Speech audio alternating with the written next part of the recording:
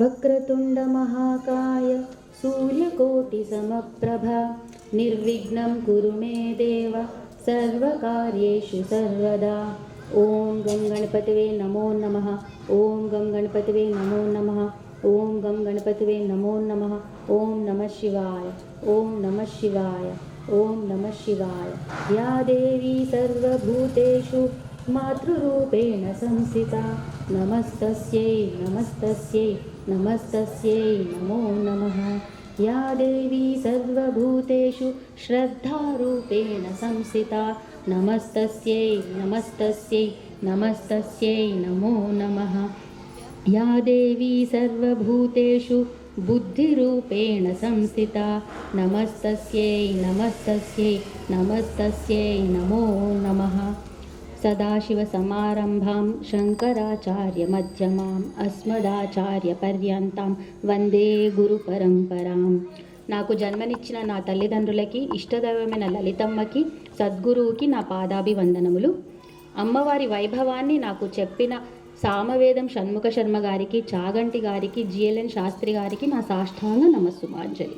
ఒక్కసారి పైన చూడండి, పేర్లన్నీ పెద్ద పెద్దగా అనిపిస్తాయి, కానీ ఆ స్టోరీ అర్థమైతే పేర్లు పెద్ద కష్టం కాదు పట్టడం.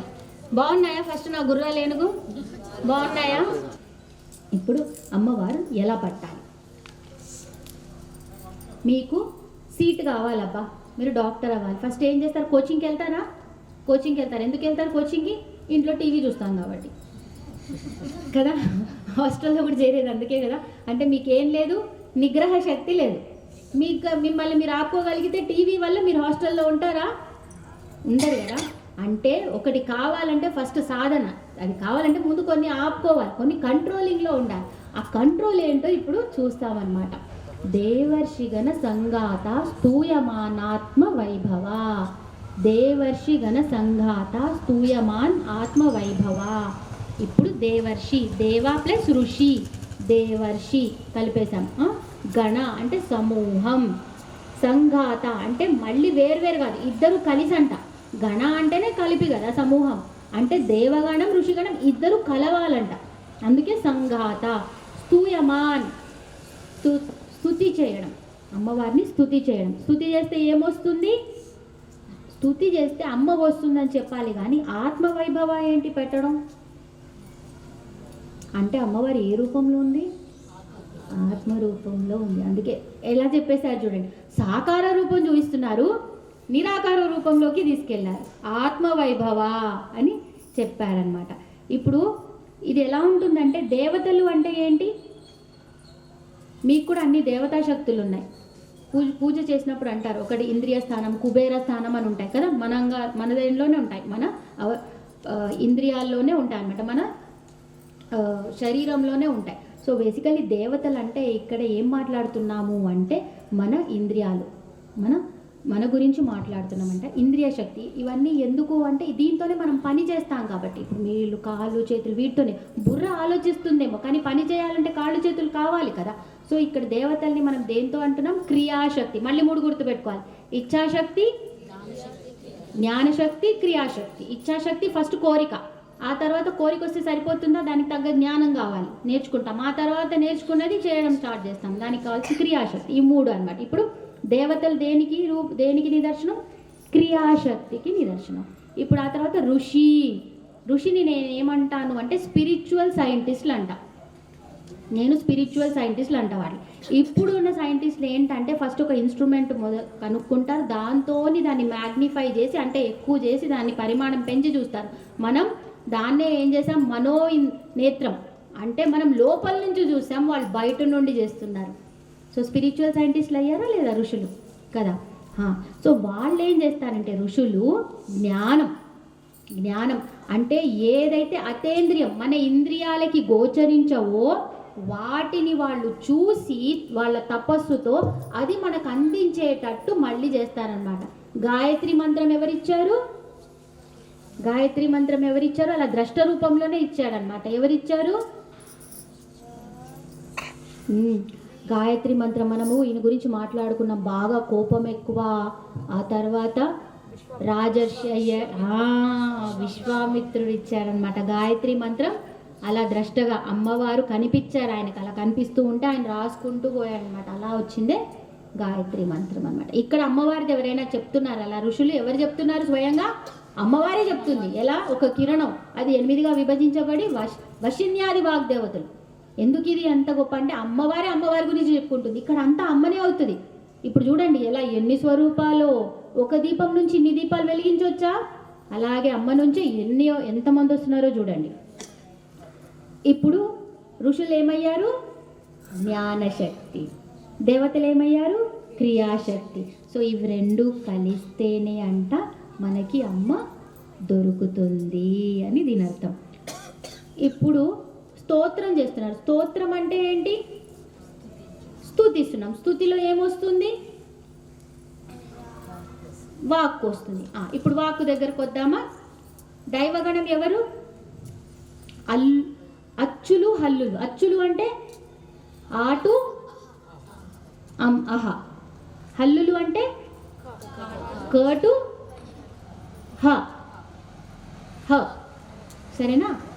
క్ష ఉంటుంది కదా, క్ష. ఆ క్ష ఏంటంటే ఈ అచ్చులు హల్లులు కలిపితే వస్తుంది. నేనేమన్నాను? దేవర్షి గణ సంఘాత అన్నాను. కలిపి అంటే వీళ్ళిద్దరూ కలవాలి అని. సో ఈ క్ష దానికి సంకేతం అన్నమాట. సో అంటే ఇక్కడ ఏం చేస్తున్నాము? రూపవైభవం చెప్పాను. ఇప్పుడు మాటల్లో ఎలా దాన్ని చేయాలో అంటే మన భాష ఊరికేనేనా అంటే ఒక్కొక్క అక్షరం ఒక్కొక్క అమ్మ రూపం. మాతృకావర్ణ రూపిణి అమ్మ. అందుకే అంటారు ఎలా పడితే అలా మాటలు వాడొద్దు, తిట్టొద్దు. ఎందుకంటే మీరు మీ నెగిటివ్ ఎనర్జీ, మీరు అటువైపుకి వెళ్ళిపోతున్నారు. ఒక అసురీ శక్తి, అజ్ఞానం వైపు వెళ్తున్నారు. అందుకే మనకు మాటలు ఊరికేనే అనలేదు, మనం మాటల్ని కూడా దేవతా రూపాలు ఇచ్చాం.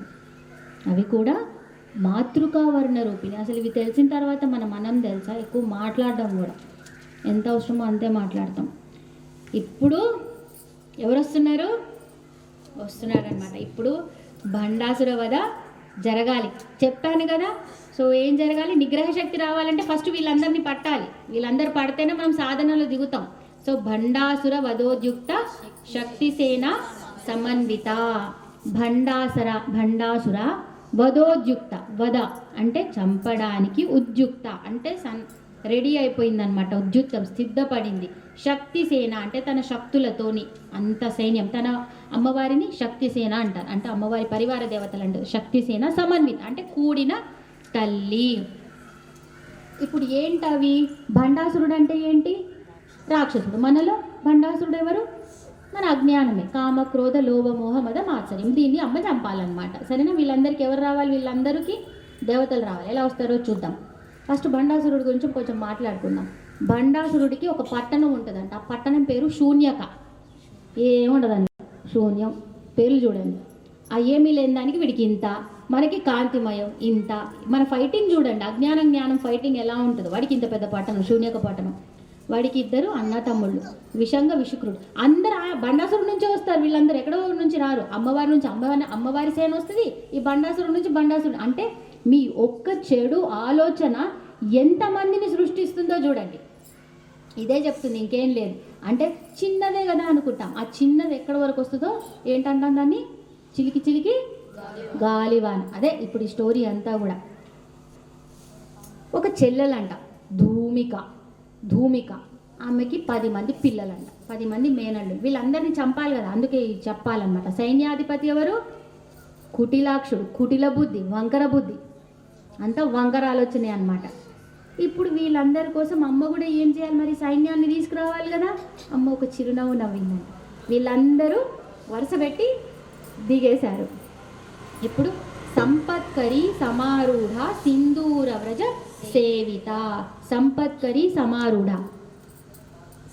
సంపత్కరి. ఇప్పుడు ఏనుగు కనిపిస్తుందా? సింధూర అంటే ఏనుగు గురించి అక్కడ చూడండి. ఇప్పుడు సంపత్కరి దేవత అంటే ఇప్పుడు సైన్యం స్టార్ట్ అయింది.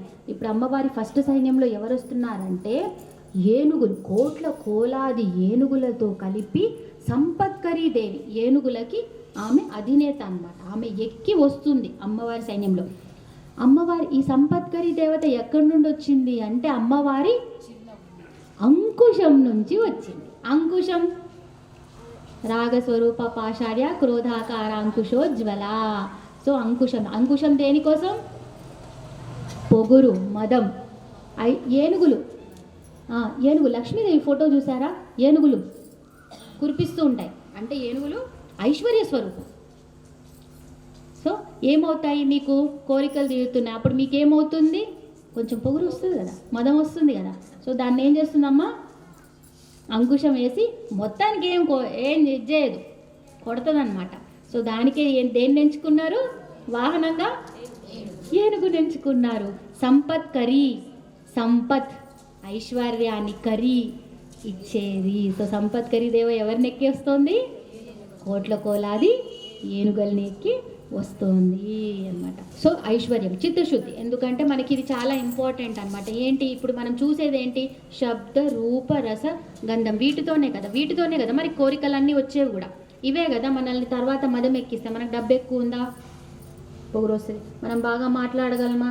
పొగురు వస్తుంది. మనం అందంగా ఉన్నామా? పొగురు వస్తుంది. మనకు బాగా ఒక్కొక్క లక్షణం. సో వీటన్నిటికీ ఉండేదానికి అమ్మ ఏం చేస్తుంది? అంకుశం వేసి ఎప్పటికప్పుడు కంట్రోల్లో పెడుతుంది అనమాట. సో దానికోసం సంపత్కరీదేవి వచ్చింది. ఇప్పుడు సంపత్కరీదేవి ఏనుగు పేరేంటి? ఆ మధ్యలో రాశాను చూడండి. ఏనుగు పేరేంటి? కోలాహలం. చంపిన రాక్షసుడి పేరేంటి? దుర్మదుడు. మదం, దుర్మదం. పేర్లు కూడా అది రాక్షసుల పేర్లా లేకపోతే స్టోరీ? అది చూడండి ఎలా ఉందో. సో అమ్మవారు కూడా మనలో ఉన్న మదాన్ని చంపుతుంది అనమాట. దేంతో చంపుతుంది? అంకుశంతో చంపుతుంది. ఇప్పుడు ఎవరు రావాలి? ఈ సైన్యం వచ్చింది. ఆ తర్వాత ఇప్పుడు గుర్రాలు వస్తాయి. గుర్రాలు ఎందుకు వస్తాయి చూద్దాం. అశ్వరూఢాధిష్ఠితాశ్వ కోటి కోటి విరావృత, అంటే కోట్లలో గుర్రాలు వస్తున్నాయంట ఆ సైన్యం అంతా కూడా. ఇప్పుడు అదేంటి అంటే అశ్వరూఢ. అశ్వం అంటే గుర్రం, రూఢ అంటే ఎక్కింది, అధిరోహించింది. అమ్మవారి పేరు అశ్వ. మళ్ళీ ఇక్కడ అశ్వ అంటున్నాం అంటే గుర్రాలని అధిరోహించింది కాబట్టి అమ్మవారి పేరేంటి? అశ్వరూఢాదేవ అమ్మవారు. సో ఇప్పుడు అమ్మవారు గుర్రాలు దేనికి సంకేతం? గుర్రాలు ఎలా పరిగెడతాయి? ఫాస్ట్గా పరిగెడతాయి కదా. సో కోరికలు కూడా ఎలా ఉంటాయి? ఒక కోరిక పోతే ఇంకొకరు, ఒక కోరిక పోతే ఇంకొకరు. సో దానికి కళ్ళం వేయాలంటే ఎవరు కావాలి? గుర్రం కావాలి. గుర్రానికి ఏం వేసాను? అందుకే గుర్రం మరీ మామూలు గుర్రం బొమ్మ వేద్దాం కానీ పాశం ఉన్న గుర్రం ఎత్తాను. అంటే దానికి పట్టడానికి ఒకటి ఉంది చూడండి పిడి, అది వెతికి మరీ గుర్రం బొమ్మ వేశాను. అంటే మర్చిపోవద్దు అనమాట. ఏనుగు అనగానే ఎవరు? ఏనుగు ఐశ్వర్యానికి నిదర్శనం. సో అమ్మ ఏ దేవి రావాలి? సంపత్కరి, సంపద ఇచ్చే దేవి సంపత్కరి. ఐశ్వర్యం వస్తే ఏమొస్తుంది? మదం వస్తుంది. మదం వస్తే ఎవరిని చంపాలి? దుర్మదుడు అనే రాక్షసుడిని చంపాలి. ఏనుగు ఏం చేస్తుంది? మనకు పొగురు ఎక్కువైతే, అహంకారం ఎక్కువైతే కోలాహలం, దుక్కుడుకుడు అక్కడ ఇక్కడ అన్నింటిలో నేనే ఉన్నా, ఒక కోలాహలం డోంగ్ డోంగ్ డోంగ్. అందుకే ఏం చేయాలి? అంకుశం. ఎంతో బాగుంది కదా. ఏం కష్టం ఈ పేర్లు గుర్తుపెట్టుకోవడానికి? అందుకే నా ఏనుగుని గుర్తుపెట్టుకో. సరే, ఆ తర్వాత ఏమొచ్చాం? గుర్రాలకు వచ్చాం. గుర్రాలు దేనికి? ఇంద్రియాలు, కోరికలు. మంచి జరగాలంటే ఏం చేయాలమ్మా? ఫస్ట్ మంచి జరగాలంటే ఏం చేయాలి? మీరు మంచోళ్ళు అవ్వాలా? మరేం చేయాలి?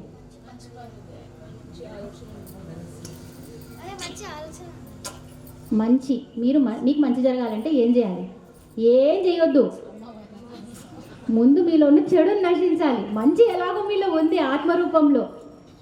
అద్దం మీద పట్టిన దుమ్ము మాదిరిగా అద్దం ఎప్పుడు ప్రకాశవంతం, ఎప్పుడు మీరు ఎలా ఉన్నారో అలాగే చూపిస్తారు. కానీ మీరు చేయాల్సిందేంటి? దానికి పట్టిన దుమ్ము రోజుకింత తుడుచుకోవాలి. సో అందుకే అమ్మవారు ఎక్కడ స్టార్ట్ చేసింది? ఫస్ట్ ఇక్కడ సెట్ అవ్వండి. ఎక్కడవి?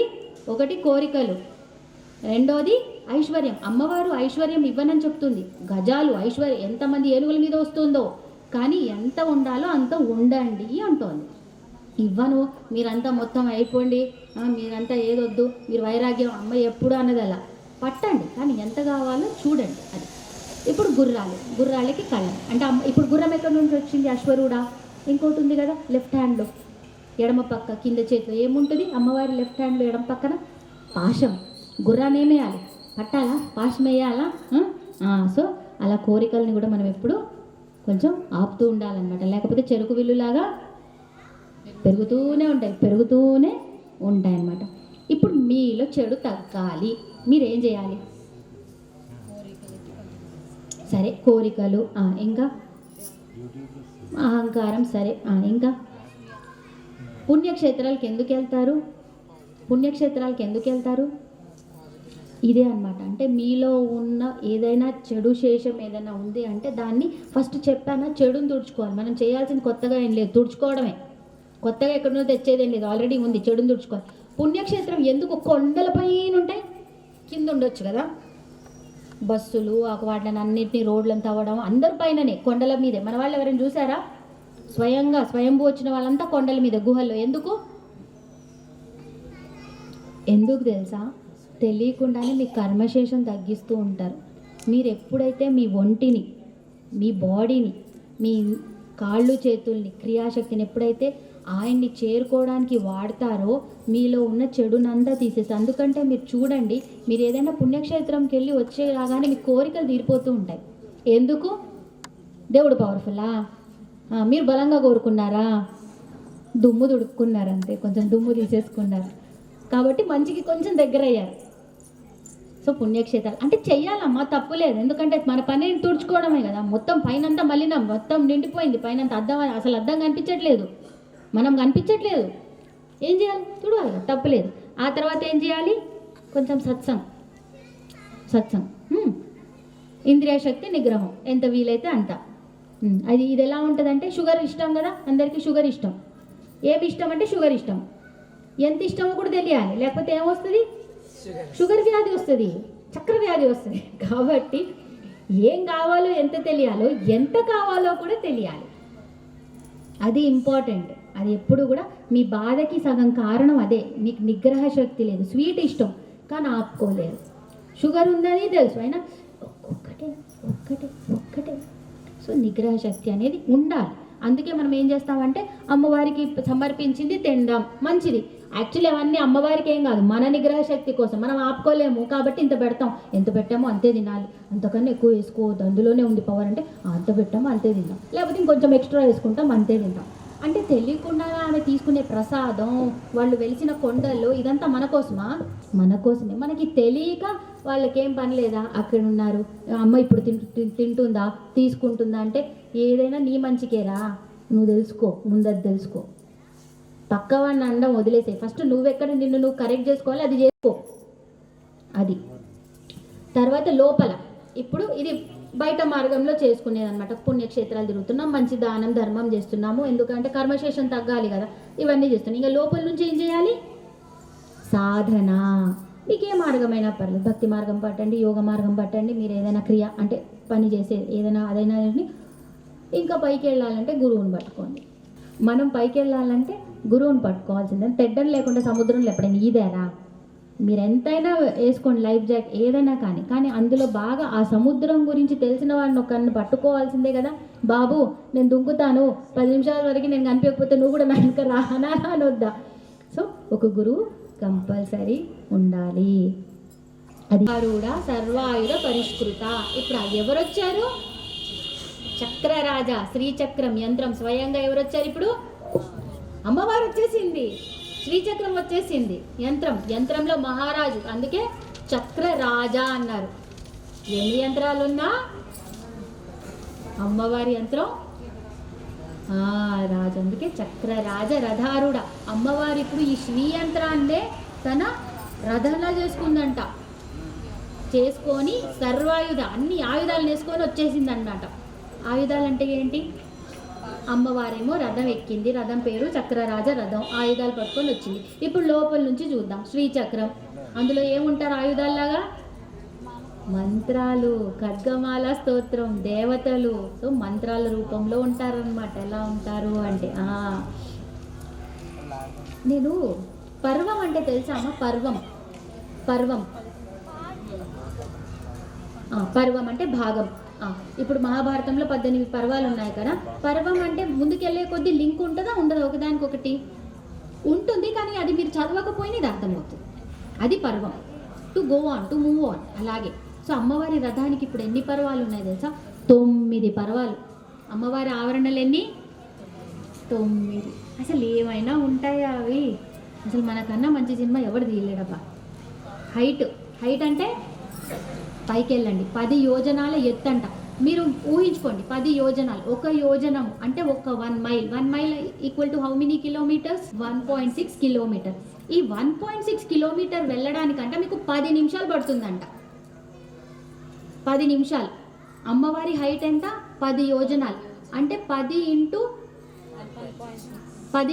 10 యోజనాలు, ఒక్కొక్క దానికి 10 నిమిషాలు. అంటే మీకు ఎంతసేపు పడుతుంది? అయ్యా రథం చూడ్డానికంటే ఎక్కాలంటే 2.5 hours అంట, 2.5 గంటలు. అంత పెద్ద రథం. ఇప్పుడు వైశాల్యం అంటే ఎంత ఉంది అంటే 4 యోజనాలంట. 4 యోజనాలంటే 6.4 కిలోమీటర్స్. అంటే మీరు ఒక గంట అమ్మవారి రథం మొత్తం చూడాలంటే ఎంత తిరగాలి? ఒక గంట. ఇవన్నీ నేను ఎందుకు క్యాలిక్యులేట్ చేసి చెప్పానంటే అసలు ఏంటి రథం అంటున్నాము, అసలు ఎంత ఉంటుంది, ఆ వైశాల్యం ఏంటి, ఎలా ఉంటుంది, ఎంత ఉండేది అంటే 9 పర్వాలు సంబంధం లేకుండా 9 రథాలు ఉంటాయి ఒకదానితో. అంతే కదా, నవావరణలో ఒక్కొక్క ఆవరణలో ఒక్కొక్క రకమైన దేవత ఉంటుంది. ఆరోగ్యానికి ఒకళ్ళు ఉంటారు, రహస్యంగా ఒకళ్ళు, అన్ని రకాలు ఉంటారు, ఒకళ్ళొకళ్ళకి సంబంధం ఉంది. అలాగే 9 పర్వాలు ఉన్నాయి. ఇంత హైట్ ఉంది, ఇంత వైశాల్యం ఉంది. ఇది ఇప్పుడు యంత్రాలకి చక్రం అని పేరు. ఇప్పుడు ఏమొచ్చారు? ఇప్పుడు మెయిన్ దేవతలు అనమాట వీరు. అమ్మవారి మెయిన్ మందహాసం నుంచి వచ్చారు. ఇప్పుడు కుడి వైపు ఎడమ వైపు ఉంటారు. శ్యామలాదేవి, వారాహీదేవి. శ్యామలాదేవి కుడివైపు, వారాహీదేవి ఎడమవైపు. ఆ చిన్న రథాల్లో చూపించాను చూడండి పైన ఏనుగులు. అంటే మీరు ఒకసారి ఊహించుకోండి, అమ్మవారి మెయిన్ సైన్యం అంటే ఎవరైతే బండాసురుణ్ణి వధిస్తారో వాళ్ళెవరు? లలితమ్మ, శ్యామలాదేవి సైన్యం, వారాహి సైన్యం. బండ సైన్యాన్ని వధించే వాళ్ళు వీళ్ళంతా. ఎవరు? సంపత్కరి, అశ్వరూఢ, వీళ్ళందరూ. అంటే అర్థమైందా? ముందు సైన్యం అంటే ఏంటి? మీలో ఉన్న ఇంద్రియాలు, మీలో ఉన్న అహంకారం, వీళ్ళని చిన్నవాళ్ళు చూసుకుంటారు. దేవతలు వీళ్ళు చూసుకుంటారు. సంపత్కరి అమ్మవారు, అశ్వరూఢ. ఆ తర్వాత ఎవరు వచ్చేస్తారు? ఇంకా శ్యామలాదేవి, వారాహిదేవి. శ్యామలాదేవి ఎవరు అంటే శ్యామలాదేవి విద్యాబుద్ధులకి తల్లి అంట శ్యామలాదేవి. అందుకే అమ్మవారి చక్రం పేరేంటి? గేయ చక్రం, నాద చక్రం, గాన చక్రం. మీరు ఒక పాట పాడుతున్నారనుకోండి, గేయం అంటే ఏం కలవాలి? 2 కలవాలి. ఒకటేంటి? వాక్కు, ఇంకోటి శబ్దం. లయబద్ధంగా ఉండాలి కదా. అంటే వాక్కుని మనం ఇంకా తగ్గిద్దామా? ఏమంటాం?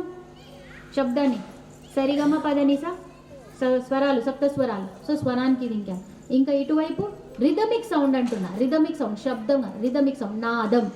సో అమ్మవారు రెండిటికి అనమాట. అందుకే సరస్వతి మాత రూపం కూడా ఉంటుంది, వీణ కూడా ఉంటుంది అమ్మవారి దగ్గర.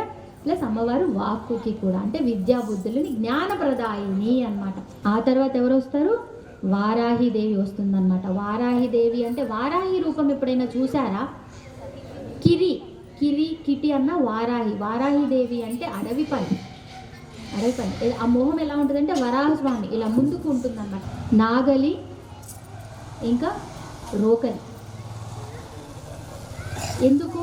వరాహం అంటే ఆమె భూమిని దున్నాలి, మనకు పంట పండించాలి, అన్నం ఇవ్వాలి. సో నాగలి. రోకలి ఎందుకు? పండించిన దానికి మనం తినగలిగేటట్టు చేయాలి కదా, దంచాలి కదా. సో కాబట్టి రోకలి. అమ్మవారు ఏంటి? అన్నప్రదాయిని, శక్తి స్వరూపిణి, శక్తి ప్రదాయిని. మీకు శక్తి లేకపోతే ఎక్కడ పోరాడతారమ్మా? మీకు బాగా జ్ఞానం ఉంది, కాలు చేతులు ఆడట్లేదు, శక్తి లేదు, ఏం చేస్తారు? తినాలి. కాబట్టి ఇక్కడ ఇదెంత ఇంపార్టెంటో శక్తి కూడా అంతే ఇంపార్టెంట్. సో అన్నప్రదాయిని ఎంత బాగుస్తున్నాయి కదా. అంటే మీరు ముందుకు వెళ్ళాలంటే కూడా ఏం చేయాలి? ఒకటి జ్ఞానాన్ని పెంచాలి, ఇంకొకటి మీ ఒంటిని అంటే యోగ శక్తి అయినా కానీ జ్ఞానశక్తి. అందుకే చెప్తున్నాను, భక్తిగా పట్టుకోండి, కానీ భక్తిలోనే మునిగిపోకండి. కొంచెం ఆలోచించండి, ఇది ఎందుకు జరుగుతుంది. ఎప్పుడైతే ఆలోచన దానికి తోడవుతుందో మీరు వెనక్కి లాగబడరు, మీరు ముందుకెళ్తారు. లేకపోతే మీరు వెనక్కి లాగబడతారు. చాలా ఇంపార్టెంట్.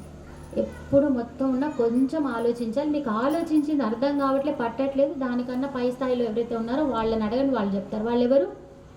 గురువులు. శ్యామలాదేవి ఎవరిప్పుడు? జ్ఞానశక్తి అయ్యిందా? ఇప్పుడు ఆ తర్వాత వారాహిదేవి ఎవరు? పని చేయాలి కదా, శక్తి కావాలి, క్రియాశక్తి అయిపోయిందా? ఆ లలితమ్మ ఎవరు? ఇచ్చాశక్తి. ఆమె కోరింది కాబట్టి వీళ్ళందరూ వచ్చారు కదా. మళ్ళీ ట్రయాంగిల్ అయ్యిందా? సో ఇది చాలా ఇంపార్టెంట్. మీరు ఏదైనా కావాలంటే ఈ 3 ఉండాలి, లేకపోతే మీకు ఏమొస్తుంది? డిప్రెషన్ వస్తుంది. డిప్రెషన్ అదే, సరిగ్గా ఇచ్చలేకపోవడం, ఏ కోరిక లేకపోవడం, దాన్ని డిప్రెషన్ అంటాం అనమాట. మనం డిప్రెషన్. అసలు ఇవన్నీ ఉంటే డిప్రెషన్లు ఎందుకు వస్తాయి?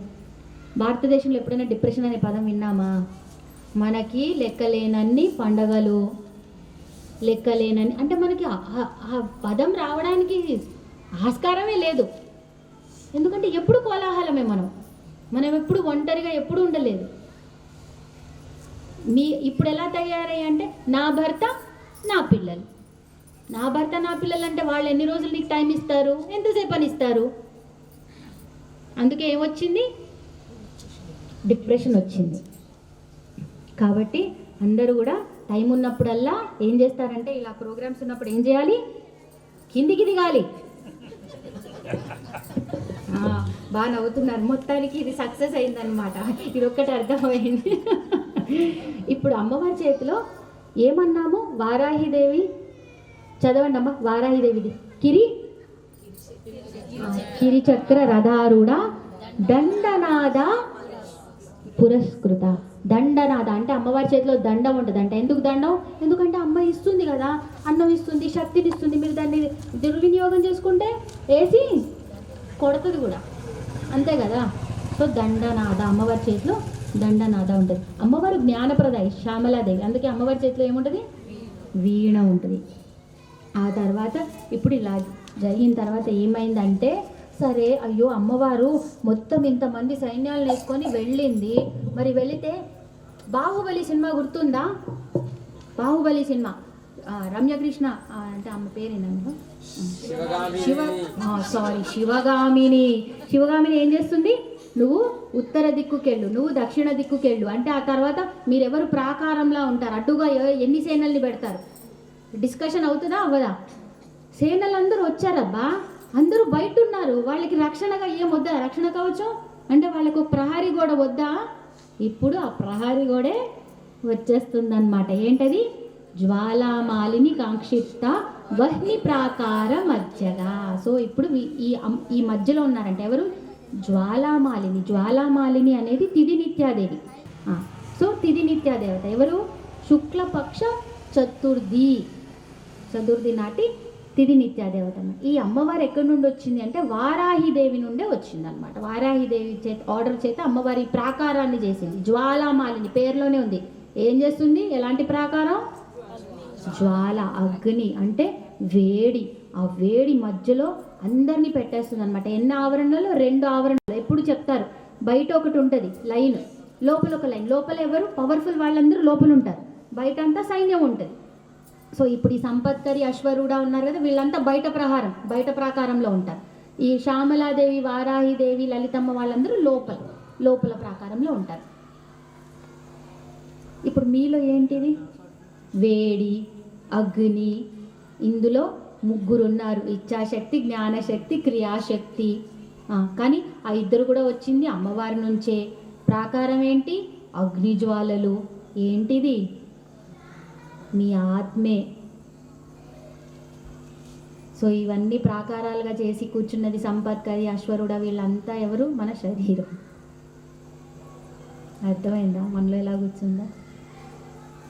ఆత్మను చేరాలంటే మీరు ఒక స్టేజ్కి, మీరు ఎప్పుడైతే యోగా అయినా భక్తి మార్గంలో ఉంటారు కదా, రోజు ఎక్సర్సైజ్కి ఎంతమంది వెళ్తారు? Morning walk.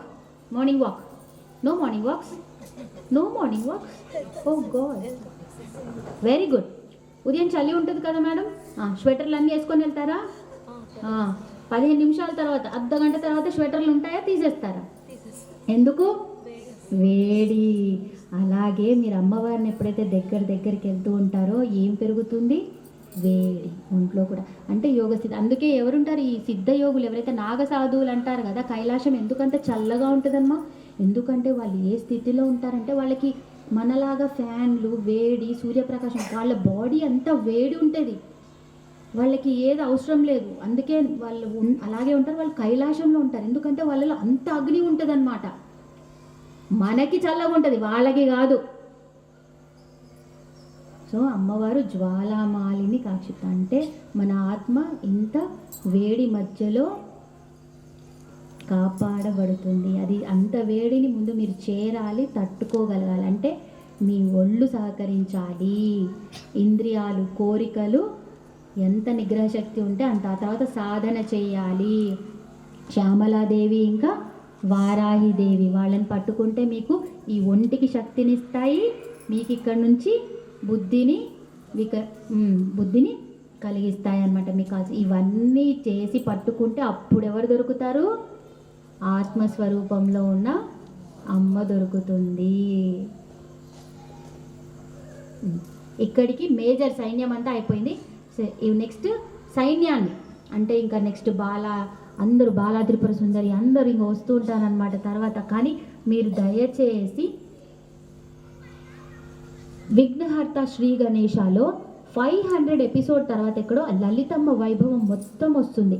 అసలు నేను ఎక్స్ప్లెయిన్ చేయలేను. ఒక్కొక్క దేవుడు ఒక్కొక్కటి ఎంతమంది రాక్షసులు. అసలు ఆ డైరెక్టర్కి ప్రొడ్యూసర్కి వాళ్ళందరికీ నిజంగా మెచ్చుకోవాలి. అంత బాగా నేనైతే ఎవరిని లలితమ్మ వైభవం గురించి తీయడం నేనైతే చూడలేదు సీరియల్స్లో. అసలు లలితమ్మ అంటేనే చాలా కొద్ది మందికి పరిచయం. అలాంటిది అమ్మవారిని తీసి అమ్మవారి ఆ స్వరూపం ఆ అవతారాలన్నీ వారాహిదేవి, శ్యామలాదేవి, ఆ శక్తి సైన్యాన్ని చూయించి బండాసురుడు, అసలు అదంతా మీరు చూస్తే కదా మీకు ఈ పేర్లన్నీ రోజుకి 10 పేర్లు వచ్చేస్తాయమ్మా. కష్టమే కాదు. కామాక్షి కామదాయిని ఎలాగో వచ్చేసింది. ఈ మిగతా పేర్లు అది చూడండి, ఆ ఎపిసోడ్లో చూడండి, ఆ నామం పట్టుకొని 5 సార్లు వచ్చేస్తాయి. సంపత్కరి వచ్చేసిందా, అశ్వరూఢ వచ్చేసిందా, ఇప్పుడు శ్యామలాదేవి. కిరి చక్రం, కిరి అంటే పంది, అడవి పంది కాబట్టి అటు చక్రం, ఆ చక్రాన్ని అధిరోహించిన దేవత. గేయ చక్రం అంటే గానంతో సంబంధం కాబట్టి ఎవరు? శ్యామలాదేవి. మీరు ఇంటికి వెళ్ళిన తర్వాత దీన్ని కొంచెం రివిజన్లా చేసుకుంటే మనలా చేసుకుంటే ఇవన్నీ బాగుంటాయి. ఎందుకంటే ఇది కథ కాదు, ఉపాసన. మీరు ఈ 10 పేర్లు లెక్క చేశారనుకోండి, మీలో ఉన్న కోరికలు కరెక్ట్ మార్గంలో పడతాయి, మీలో ఉన్న మదం కరెక్ట్ మార్గంలో పడుతుంది. మెల్లగా మీ బుద్ధి వికసిస్తుంది, మీకు శక్తి శరీరం సహకరిస్తుంది. అప్పుడు ఎవరు వస్తారు? అమ్మ వస్తుంది. ఓం శ్రీమాత్రే నమః.